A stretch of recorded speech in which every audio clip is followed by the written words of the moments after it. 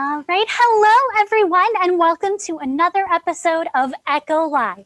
My name is Paulette, and I am the staff astronomer here at the Michigan Science Center. Today, we're going to be talking about something very special. We'll be talking about the sun and something really special that happened to the sun on Monday. So just like every other program, make sure to go ahead and introduce yourselves in the chat.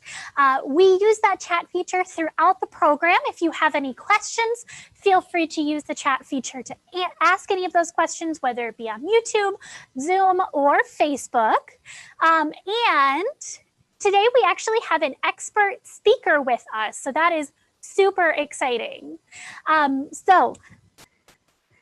We're going to be talking, like I said, about the sun and the special thing that happened on Monday. So the sun is a star, and it is the closest star to our home. Now, today's program is brought to us by Axalta, and they are a paint company, and we're very excited to have a special guest with us today, and the color yellow.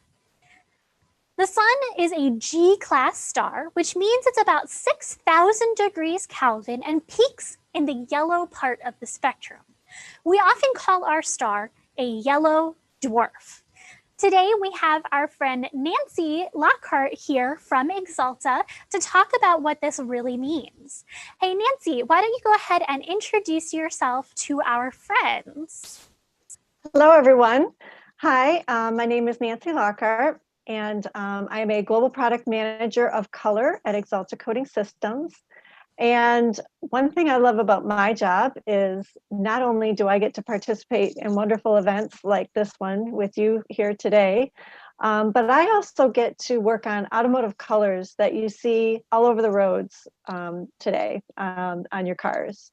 So I began my career early on studying environmental science. And so I started off with a Bachelor of Science degree.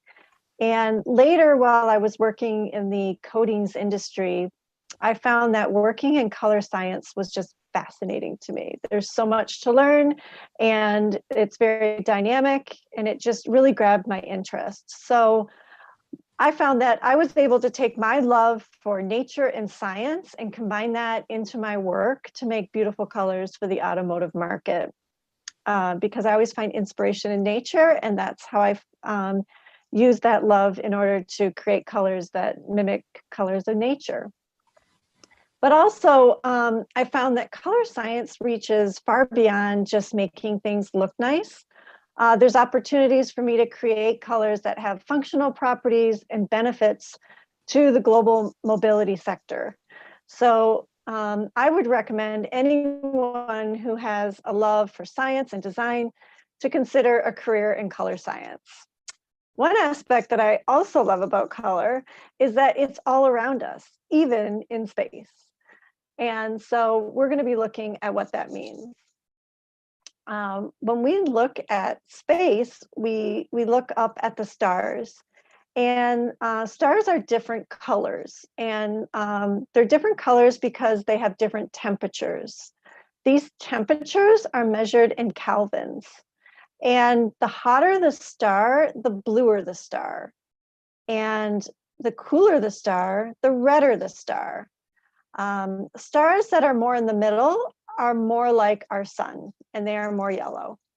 So the temperature of these stars, when you look at this graph, you can see that blue stars are over 30,000 Kelvin, where red stars are more like 3,000 Kelvin. Our sun is more around 6,000 Kelvin, but our atmosphere causes it to be a little bluer, making it more in the range of about 6,500 K. But regardless of its temperature, we see that the sun is something that provides us warmth and light. Okay, so now we're going to look at what does it mean if we want to understand these temperatures. So as we look at the electromagnetic spectrum shown here, We see that the hotter stars or the bluer stars have more energy and give us more energetic wavelengths of light, where the cooler stars or the redder stars have less energy and give us less energetic wavelengths of light. And as we mentioned, our sun being pretty much in the middle, is really something that, is in the middle of the spectrum. With the sun giving us this heat and light that we love, right? Every once in a while, we're able to get a glimpse of what it would be like if we didn't have that. And that happens during a total solar eclipse. And Paulette is going to talk about that. Yes, thank you so much, Nancy.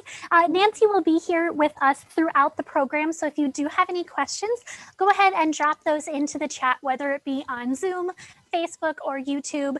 If you have any questions about color, science, or her job at Axalta or her career, please go ahead and drop those into the chat. We'll get to them throughout the program. So, like Nancy said, sometimes we get a glimpse of what it would be like if the sun disappeared. We call that a solar eclipse. Has anyone seen a solar eclipse before? Go ahead and type in the chat if you have seen a solar eclipse before, and if you saw a partial eclipse or a total eclipse. Now, like I said, there are three different types of eclipses and solar eclipses that we're able to see. There's also lunar eclipses, when the light from the moon gets blocked out by the Earth, or the light reflected from the sun by the moon gets blocked out by Earth's shadow, but we'll talk about that on another program. We're going to go ahead and talk a little bit about the different types of solar eclipses. So here we have our different types of solar eclipses, and I kind of gave you an idea of this already. We have a total solar eclipse, an annular eclipse, and a partial eclipse.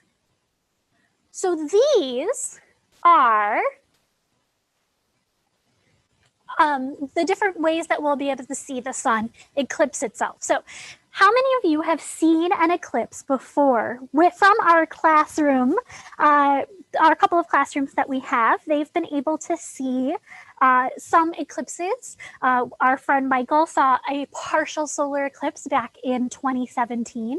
And our friend Anna from the Michigan Science Center, who usually does our Echo Live program, drove to Tennessee to see the total solar eclipse in 2017. So here in Michigan, I was actually at Detroit during that partial solar eclipse. So I was only able to see a partial and not the entire thing. Now, taking a look at these two different pictures between a total and an annular, what do you think is the difference between a total solar eclipse and an annular solar eclipse? We have lots of people that said that they have seen partial eclipses before, and that is super, super awesome. I'm glad to hear that. Now we have a question in the chat. Has the sun been any other color, like red or orange? And are there any stars that are bigger than our sun? Yes, absolutely there are stars bigger than our sun. And there are stars smaller as well. Our sun has lived most of its life as a yellow dwarf star, but in a few million years or so, it will actually expand into a red giant. So our sun will be different colors within its lifetime, but has spent most of its life as a yellow dwarf star, as we see. So that's a fantastic question. Now, what do you think the difference between a total eclipse and an annular eclipse is? They look pretty similar, but the difference between a total solar eclipse is that all of the light from the sun is blocked out. An annular solar eclipse means that some of the light from the sun actually gets through still. It goes around our moon, So we're able to see a lot more of our sunlight. Annular solar eclipse is actually a little more dangerous to view because it can damage our eyes.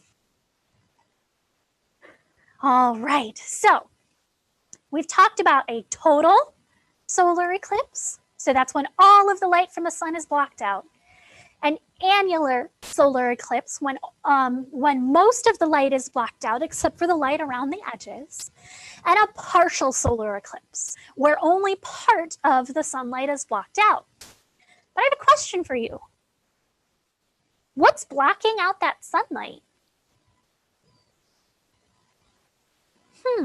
What is blocking out the sunlight? We've got our sunlight, and then it's getting blocked by something. What's blocking it from our view? We have some people saying the moon, and that is exactly right. The light from the sun is blocked by the moon, which is what we call an eclipse or a solar eclipse, because the light from the sun is blocked out by our moon. Now, sometimes the sun, the moon, and the earth line up in such a way that all of the light from the sun is blocked by our moon right here. Now, of course, this is not to scale. This is just a diagram that we're able to see. But when our sunlight is coming in, our full shadow right here, you can actually see that there's a part of the earth that is 100% in total shadow. But there's some other areas that are just a little bit darker, but not necessarily in total shadow. And that's where we would see a partial solar eclipse. So right here in the shadow, we would see total solar eclipse. And around it, we would see a partial solar eclipse. And with annular, they line up like this, but the distances aren't quite right. So what exactly is happening here? We're going to go ahead and take a look with a flashlight, a moon on a stick, and our sun right here. So we got this from our friends at Axalta. This is sun yellow, but we're actually going to use this as a demo tool. So right now we're going to pretend that this is actually the earth. So I've got my little sun flashlight right here. I've got my moon on a stick, which is actually just Play-Doh that I formed around a stick so that we can use it here in our studio. And we have our sunlight that you can see hitting right here. When the light from our sun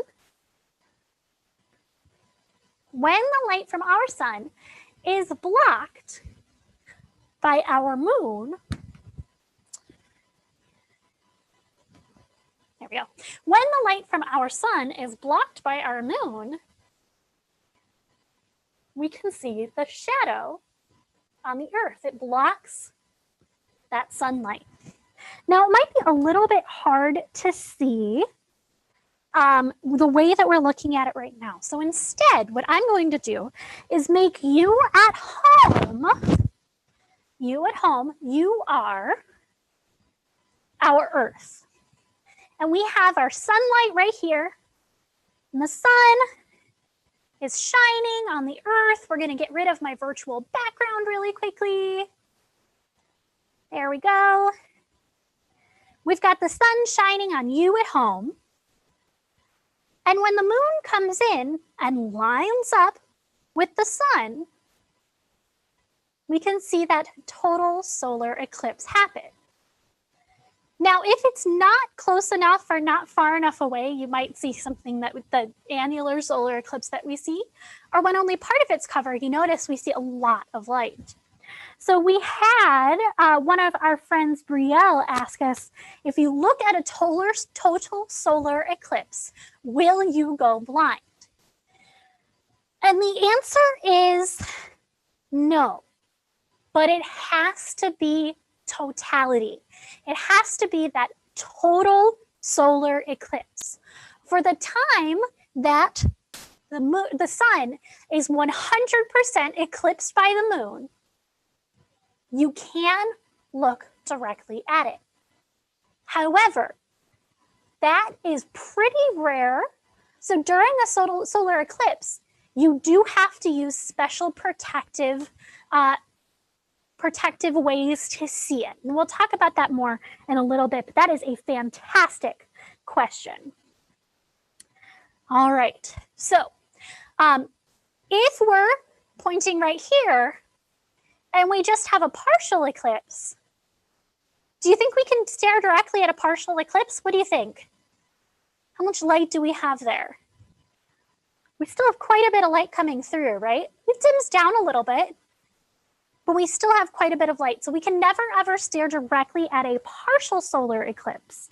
But during totality, you can. So that is really just a fantastic question that you asked.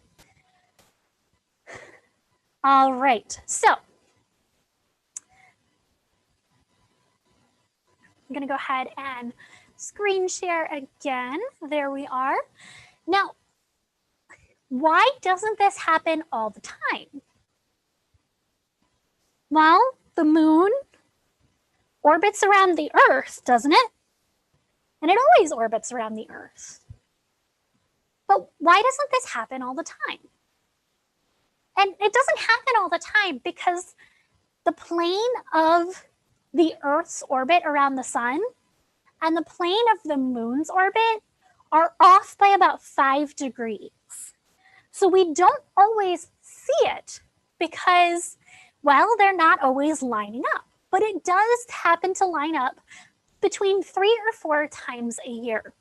And when it happens on the sun side, where the sun, moon, and Earth line up this way, then we're going to see a solar eclipse. If it's on the other side, we see a lunar eclipse. So you might hear about eclipses happening a couple of times a year, and that's because they are lining up a couple of times a year, but not all the time as we go around. Now, the reason we're talking about eclipses today is because on Monday, there was a solar eclipse in Argentina and in South America. So you can see some in Chile right here, Argentina, but most of this total solar eclipse actually happened in the ocean. We're going to go ahead and switch on over to a video that was taken on Monday. This is a CNN live video. There we go. And this is people's reactions to this solar eclipse.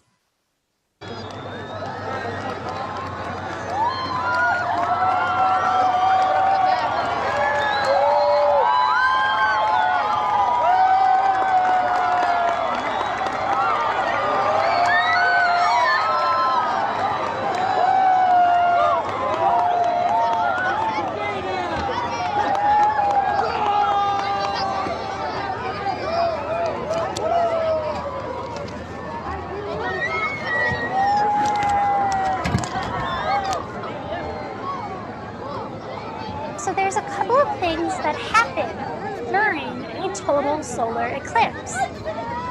What do you think might be some of those things? Do you think it gets hotter or colder during a solar eclipse? Go ahead and type that in the chat.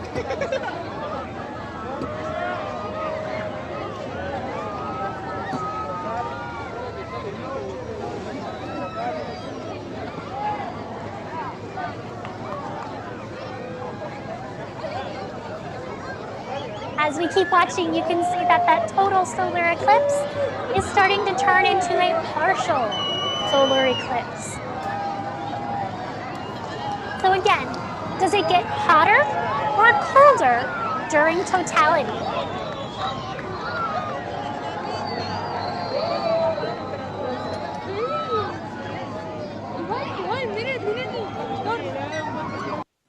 It turns out that during totality, it gets colder because we're blocking out the light from the sun.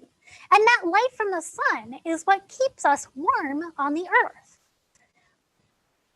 One of the things that happens is that, well, it gets cooler, but also the wind picks up. So that's something that you probably wouldn't expect, but those huge drops in temperature cause the wind to pick up in those areas. It is really, really interesting to sort of think about these things that are happening, to think about like what might happen during a total solar eclipse from when it's daytime to pretty much nighttime, because the light from the sun is blocked. Birds will start chirping during totality. The night birds will start chirping, and crickets. So it's really interesting. And it usually gets pretty quiet because people are just looking at it. And it is really, really super cool. So one of the reasons that we're so excited about one of the things that we're so excited about is that we'll actually see a total solar eclipse again here in the United States. So back in 2017, we were able to see a total solar eclipse, and the total solar eclipse back in 2017 went through the United States, well, sort of around this area. But in 2024, we're going to see a total solar eclipse again here in the US. So our path of totality is right here. So if you are in Mexico, you'll be able to see it. Texas, it goes through a bunch of states.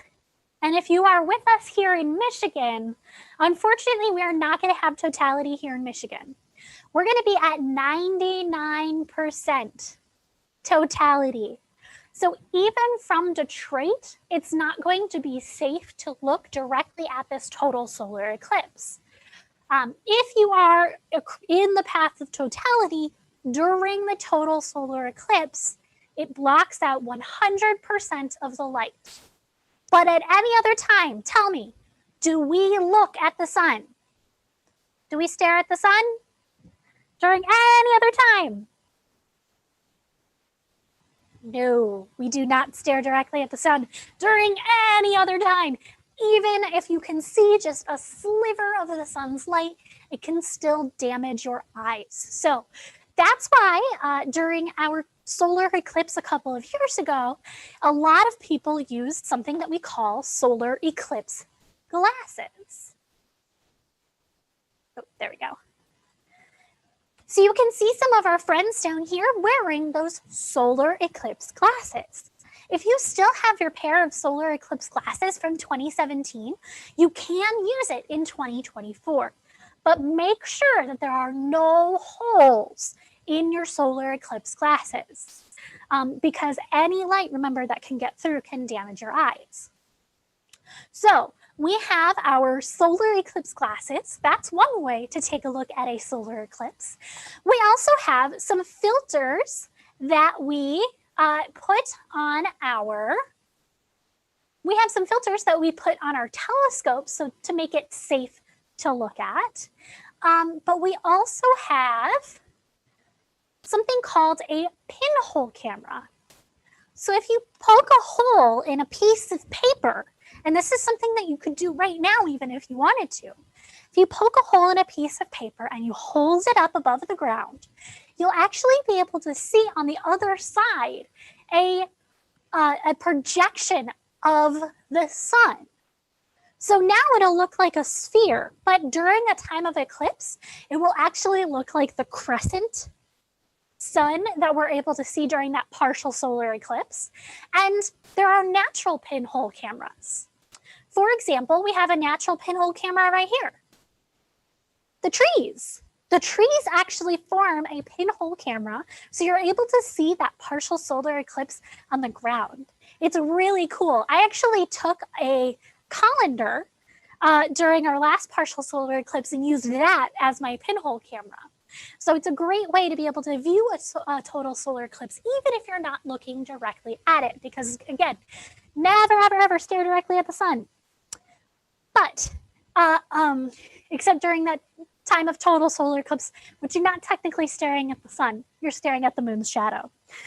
So we have a question from Elizabeth. Why do we sneeze when we look at the sun? You know what? That's a really good question. And I'm not sure of the answer. Oh, we have a friend who is helping us out with this. As the optic nerve fires signals to the brain, it constricts the pupil, and the theory goes some of the electrical signal that is sensed by the nerve is mistaken by the brain as an irritant, and it forces you to sneeze. So we're still not quite sure why that happens, but we do have that theory because of that constriction. It is seen as a irritant to the nose. So I encourage you to go outside and try and in 2024, try and find this solar eclipse. It's a great time to be able to do that. Like I said, you can use that pinhole camera even without a solar eclipse. And it's something that we really, really have to look forward to. And our friends in South America were really, really lucky. They were able to see it. They were able to see it just on Monday. So there are solar eclipses between now and 2024, but they are not visible from here in the United States. All right. So that is it for eclipses today. Like I said, today's program is brought to us in part by Axalta, and our friend Nancy is here with us. Go ahead and show yourself again, Nancy. And you can see this right here. This is actually a little half globe that they painted for us of that sun yellow color. I'm really excited to make this into some sort of sun exhibit after we're done here. And we did have a question for Nancy, and it is a pretty excellent question. Why are primary colors for something like paint blue, yellow, and red, while primary colors for light are green, blue, and red? So the primary colors, yellow, blue, and red, are ones that you can't make from other colors. So for instance, when you look at secondary colors and you want to make other colors, you may want to mix orange, and you can make that from the two primary colors by mixing red and yellow. So those would be your secondary colors. And I put some information about it in the chat. So what you're saying is that red, yellow, and blue can't be created with other colors. And the secondary colors can be created with the primary colors when you mix them together. That's really awesome. All right, do we have any other questions? Go ahead and type your questions into the chat. We're happy to take them, whether it's for me about solar eclipses or any other astronomy topics that you might have questions for, or Nancy about color science. And we're going to take this time right here to talk a little bit about some of our upcoming programs. So you know that we do Echo Live programs pretty regularly. We do them every Wednesday at 2:30 Eastern Time. But we're also doing some special programs with our friends at Axalta. We're doing specifically on January 13th, what color is space? So we're going to be talking about all sorts of colors that we have in space. And we're also going to be hearing from our friends at Axalta what the color of the year is. So that's going to be super cool. I'm excited about that. Nancy, do you want to tell us a little bit about what the color of the year is? Not the color itself, but what that means. Absolutely. And I'm starting to lose my audio, so let me know if I go out. But the color of the year is something where we do trend research, and you want to know about what the hot and upcoming color is to look out on the roads and see what's going to be out, so that when you go out and buy a new car, you can be on trend. And so we have our color of the year very focused on automotive paint coatings. Yeah, that's awesome. So we'll be finding out the color of the year on our January 13th Echo Live program. And we'll also be talking a little bit on February 24th about the red planet Mars. So we'll be talking about the color red, as well as something really cool happening. Our Perseverance rover will be landing on Mars. So we'll be celebrating that during our February 24th program. So we have another question that came in. How long have eclipses been happening? You know what? That's a pretty fantastic question. Eclipses have been happening for as long as humans have been around. So we have a couple of eclipses a year, and that's been happening for a really, really long time. Those eclipses actually caused people to freak out a little bit because they didn't know what was happening. I know our friend Michael had said it's got to be dragons. Well, you know what? That's actually one of the theories that was out there, is that dragons were coming in and eating the sun, and it would disappear and then it would come back. Eclipses have probably been happening before humans as well. It's just that we don't have documentation of those eclipses.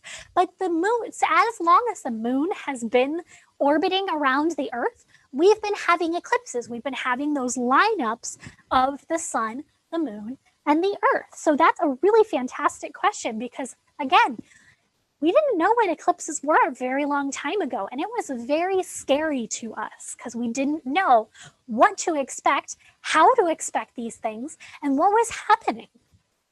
So thank you so much for that question. All right, everybody, thank you so much for joining us here today on Echo Live. We are super, super excited for you to have joined us, and we hope to see you next time on our Echo Live